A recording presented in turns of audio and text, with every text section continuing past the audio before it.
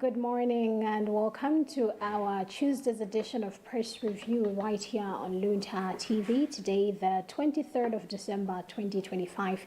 It is yet another time where we take you through some of the stories that are appearing in our newspapers. And today you're with me, Tandiwe and Zumara. And of course, I'm not alone. I'm here with my colleague. Charity. Good morning, Charity. How are you? I'm okay. How about you? I'm okay. 2 days to Christmas. Yeah. Mpunga nyama morning last week. Mpunga nyama ujawa ndingira. Abo bale.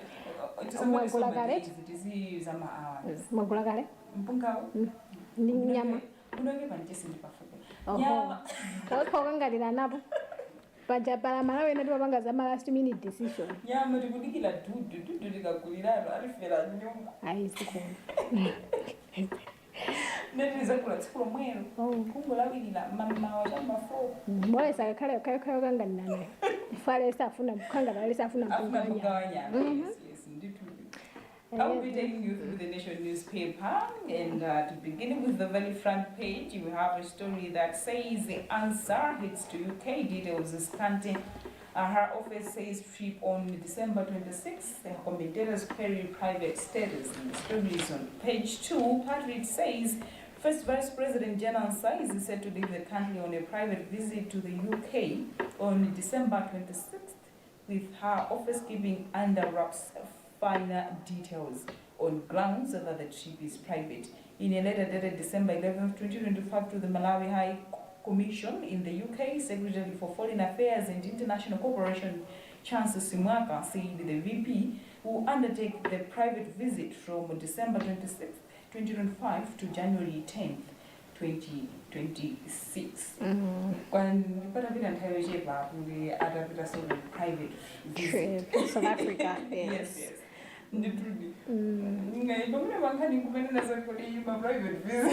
Private visit, I mean, what's going on? It can be this, of course, concerning Anthony Macost. Yes, Macost. Of course, Monga Minari, private. Yes, Komano but there's still costs.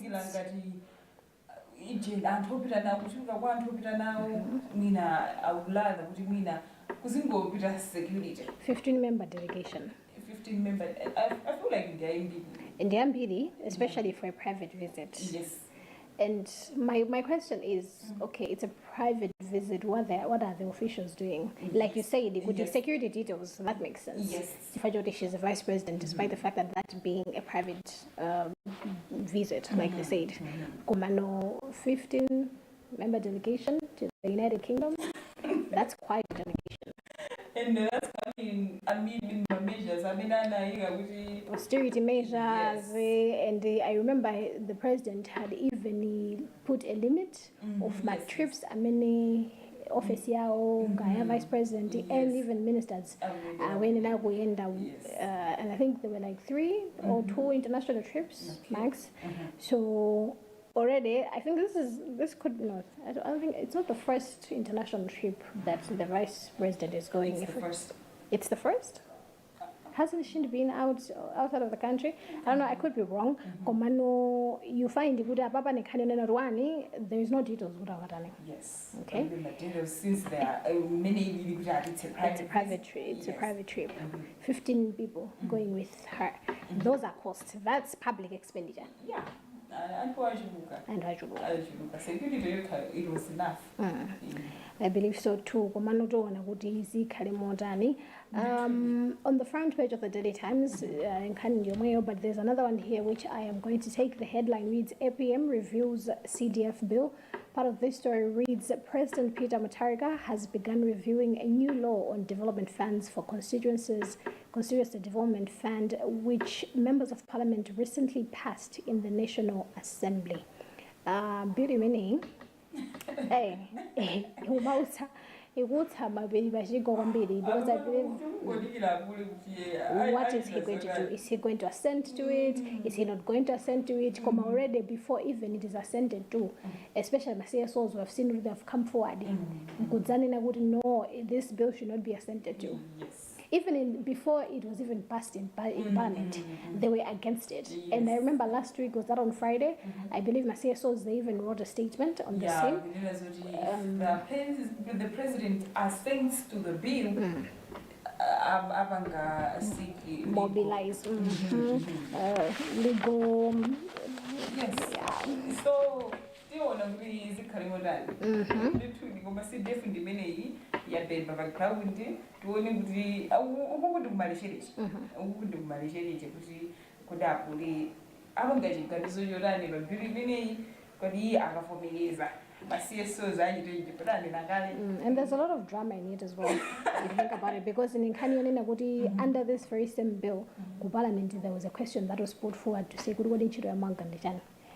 Maga also is also amongst the group ya CSO zimene ikufuna kuti bill imene should not pass. Ndithudi ndipo ndinamvaso kupena pakuona soti imene iru anayamba kala jambula nyina jeri ndine parliament mapira kumapira kuti imene iyi maga ifufuzidwe kuti kodi what's his role, what is it doing. Of course I believe for me it's more or less like reacting to the MPs are reacting to Zimene Maga is doing.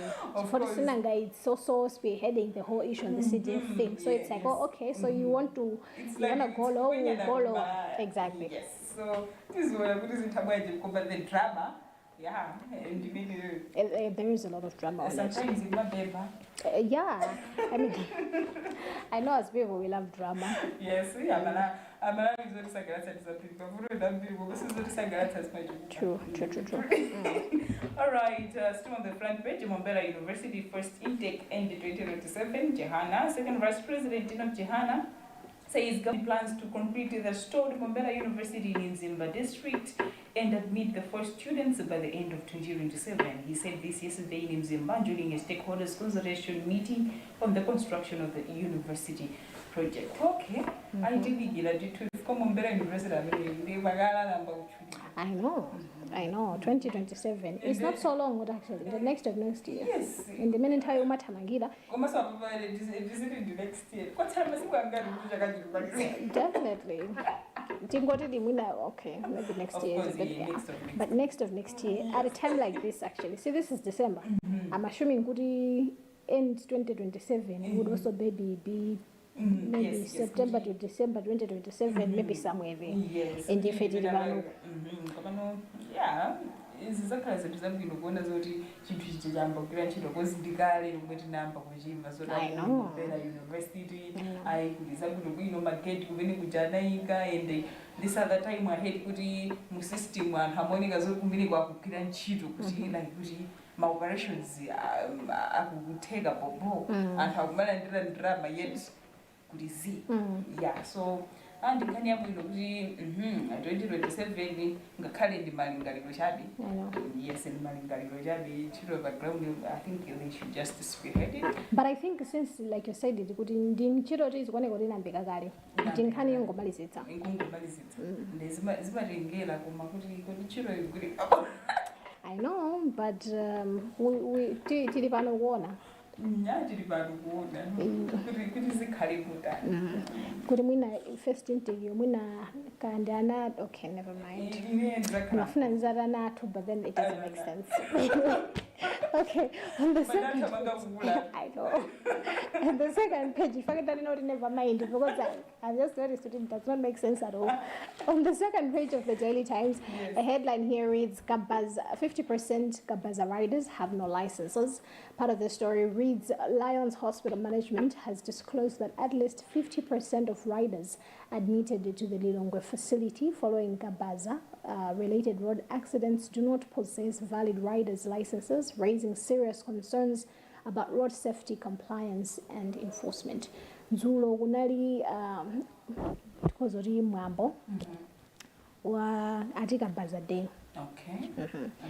Whereby we saw anthu Gabaza basically njinga za moto for Gabaza. I think understanding Gabaza imakhayosiyana ine Gabaza ndikamva Gabaza for me ndimamuona ngati njinga Gabaza osati ya moto dzina amene tikumudziwa kuti Gabaza ndi Gabaza. True.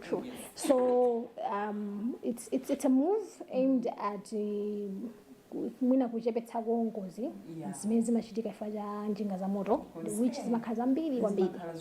And anthu amavulala, and I think penanso timangokwera, for example me kungokwera njingayo for the sake of kuti kuthandizika pa nthawi imeneyoyo mina, so I'm looking at easy transportation or fast transportation to where I'm going. Yes. Komano mayendedwe apansewu samakhala bwino, anjinga za moto ngozi zimakhala zochuluka and zimakhala ngozi zopsa kwambiri. Definitely.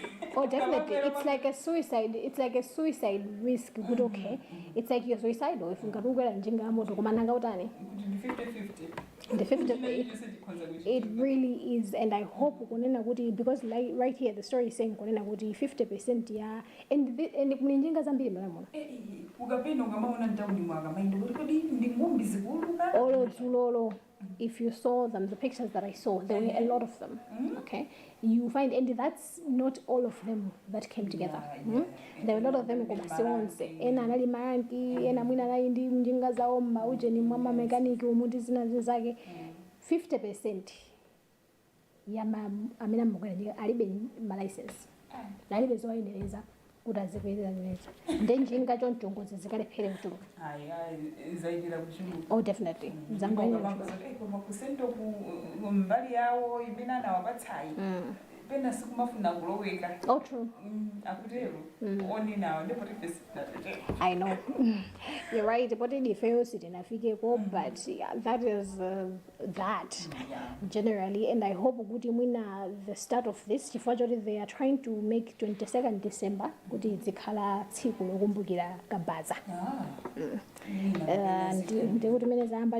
I hope it's not just going to be good. But on the 2nd December, we are the 2nd December, related issues.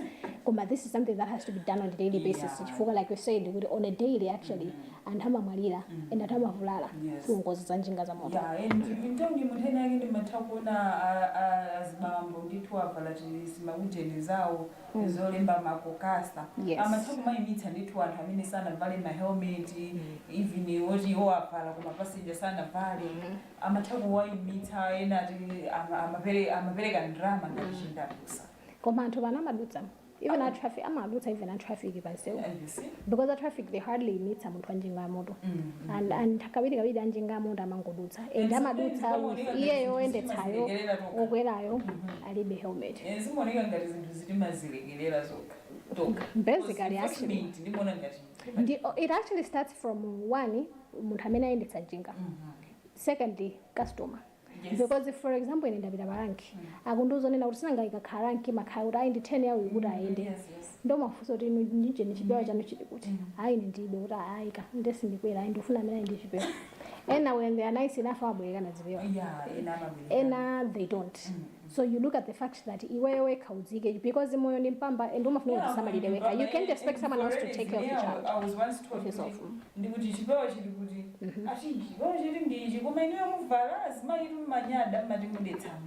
see, that's the thing. You can't. Okay, so you'd rather die. Yes.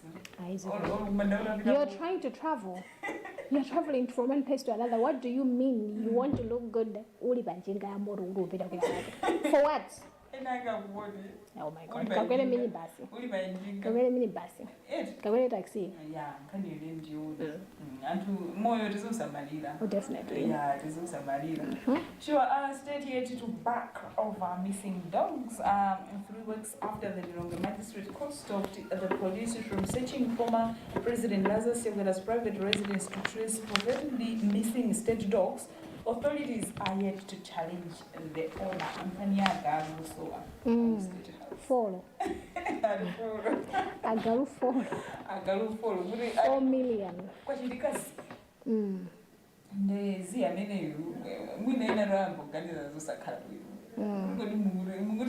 What is going on? Trust ya Malawi. Eat her word for Candy. Nangazi is glad. True. And I think I'm pretty sure that you are. Could all by the issue. Yeah, it's an Iwala for the Kanya. But you can is something pretty good to go to one in Pajawli.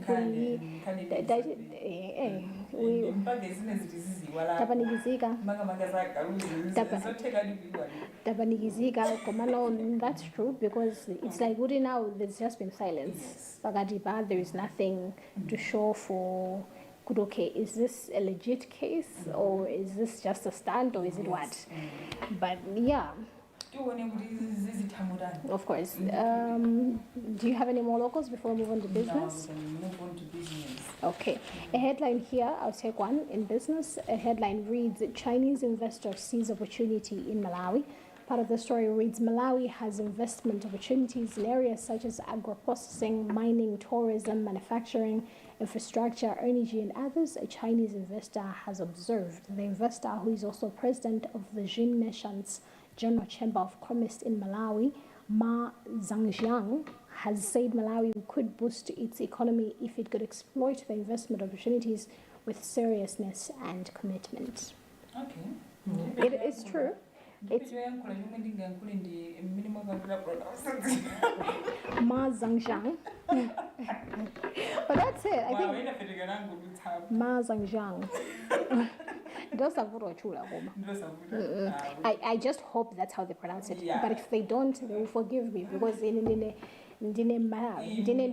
yes. Yeah. Even Of course. Yes. But just to comment on what he is saying, Malawi does have investment opportunities. Yes. A lot of it. Kungoti zimadevuta kuyamba tokha Malawi. Yes, because I'll give an example for area miniature mining. Wasn't that last week issues to do with illegal mining? Yes. Toka timakhala mbawani kupita kumakabanga illegal mining ndama mamoti, and there was a story yonena kuti Malawi makhala ikuluza pachaka $500 million through illegal mining. You understand that? Yes. And that's, if we were to actually properly invest in mining alone, we would get out much more. Much more. Tourism. We wouldn't be talking about them, especially at the rate at which we are, because we are like, how many years are we now since independence? 61. Oh my goodness, it's so embarrassing. It is very embarrassing. But pofika 2025, as Malawi, we were not supposed to be at the stage that we are at. We were supposed to be better. We were supposed to be more developed. Before you look at other countries like South Africa, it's not, they have few years, they are less, when it comes to independence, they have way few years than Malawi. Komano, there's so much development in their country. Way. It will take us years. I don't think we're even halfway through what South Africa is, if I'm being honest. You look at the fact that to some extent, okay, they have to work towards their own development. If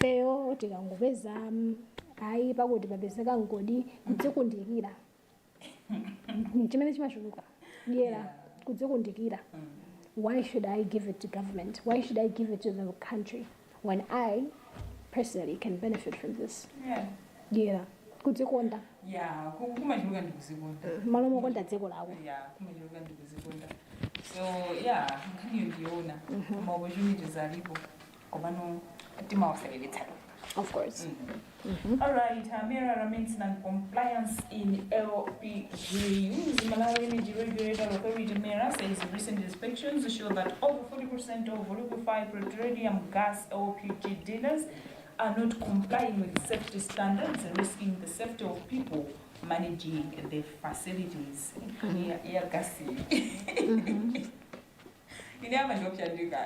Okay.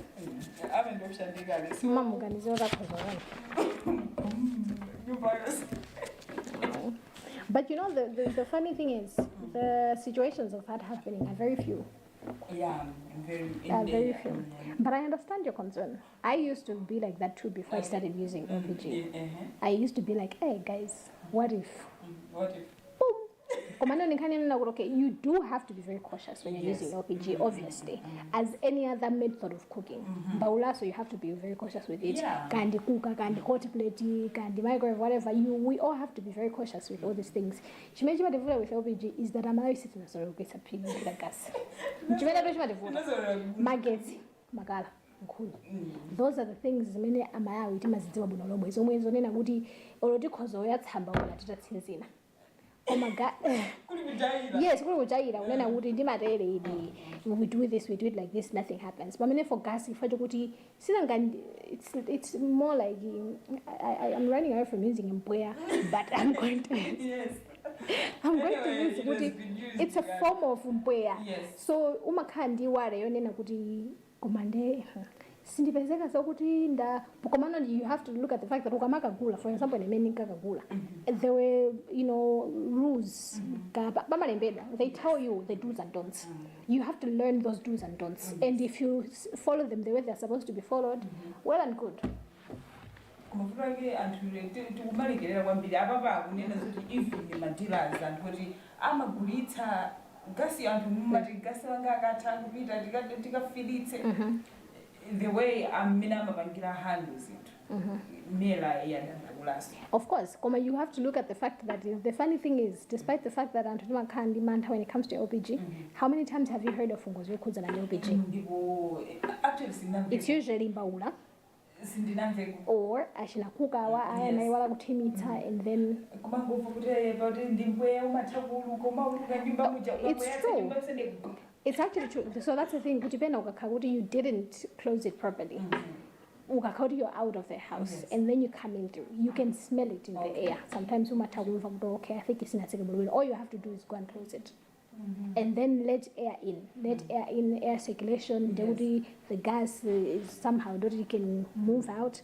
Yes. Obviously, cautiousness is supposed to be there, yeah. Even if you're using whatever method. You look at the fact that most of ngozi, it's nothing to do with LPG. Magala, what do you mean? I've never understood that. Oh, yeah. So we do have to, yes, we do have to transition using LPG. Chifajonena kuti issues to do with nkhuni magala. Tikuzi onongera mitengo yathu yomwe. Yeah. And climate change, it's issues to do with issues magala. So we do have to transition to LPG. And LPG, in my opinion, is actually cheap. Yeah. It's cheaper than all these other methods of very cheap. Cooking. Yeah. So then, tichotse chimidzi chimene chimajuluka fayolo ineyo chinali chimidzi kunali nkhani yonena kuti idu makolo anga amadziwa nkhani ya ujeni ya mbawula kaya ujeni magetsi, so ine ndikakhale number 1. Even going to, I had to convince them, but it took a lot of them seeing me using it, and they were like, oh, okay, not bad, and it's fast too, very fast. So, it's a taker. All right, in international news, Ukraine-based talks impress U.S. envoy. The U.S. President Donald Trump's envoy, Steve Witkoff, has described as productive and constructive talks in Florida aimed at ending the 4-year war between Russia and Ukraine. I think we can move on to arts and culture. I don't have any international, so I will take one here on arts and culture. The headline reads, Ella Njushi and Wede star at Zomba concert. Part of the story, renowned musician Ella Njushi excited revelers over the weekend when he shared the stage with mighty wanderer Sabota Wede at Stay In Bar and Grill, formerly Mulunguzi Cottage in Zomba. The true love maker, who is basking in the glory of bagging the best album of the year for Chifu in Maso and Urban Music People UMP Awards, raised the tempo of the gig and delivered a lively set, setting the tone for the festive season. Wow. Anafika kale actually. Anafika kale. A little bit, so just like Ella Njushi. Yes. And I think this weekend so the Hive experience. Yeah, Ella Njushi on Saturday. Exactly. It's have fun. Have fun. Exactly. Alright, still in arts and culture, Real Alfonso calls cash. One of the country's fashion designers, Real Alfonso, has released the traditional inspired designs christened with local names to inspire change and preserve Malawi traditional heritage. Wow, nice. This is beautiful. Very beautiful, because Malawi of course, we do.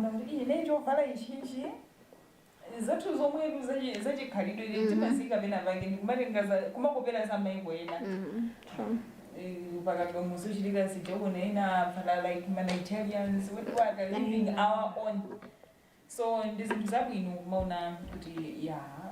we are using our own. And Yes. they should have made in Malawi. What are you wearing? Made in Malawi. Made in Malawi.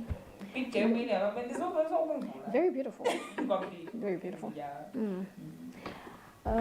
Back page. Yes. A headline, New Dawn. Subheadline, Farm Welcomes African Nations League. Part of it reads, the Football Association of Malawi has said the introduction of the African Nations League will facilitate the development of football in Africa. Farm Competitions and Communications Director Gomezjani Zakazaka was reacting to the Confederation of African Football CAF's decision to introduce the African Nations League from 2029, saying the decision was a good step towards improving competition in Africa. I like that. African Nations League. Yeah. It's really good. I mean, it really will help with improving football in Africa. Oh yeah, it has a lot of supporters. Yeah. You know, a lot of support. And Tambi. Hey, and then I'm allowed to forget him. Oh yeah. Indagasanga so kwambiri ndekumakhala umachita kuona kuti ekomanthu ndemwakonja. Makonja. That's why but matimina medrodzizo kuti awawa akangowina andisirima madzi. Ndipo usayambe nkhani matimu ondetu wadziwa kale ngati siyena sosapota kumalayi uno ndi osapota matimu akunja nkumene umayitodza kuti koma ndetitsegula mmimba ngemu iliyonse umayitota mbuyecho ndi anthu asawine